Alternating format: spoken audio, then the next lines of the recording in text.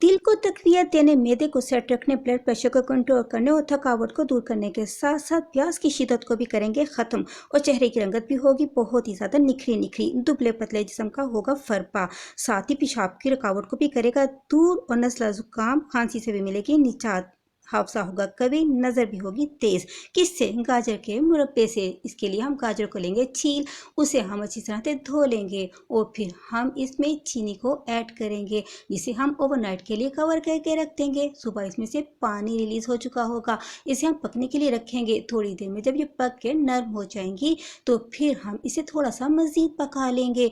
जब हमारी गाजरें अच्छी सी नरम होके पक जाएंगी तो फिर हम इसमें डाल देंगे प्रिजर्वर और इस तरह से हमारे गाजर के मुरब्बे में आ जाएगा एक बॉयल। जब बॉयल आ जाएगा तो इसका फ्लेम कर देंगे ऑफ और हमारा गाजर का मुरब्बा हो जाएगा रेडी। अब हम इसे खाकर इंजॉय कर सकते हैं, पूरे साल के लिए सेव भी करके रख सकते हैं।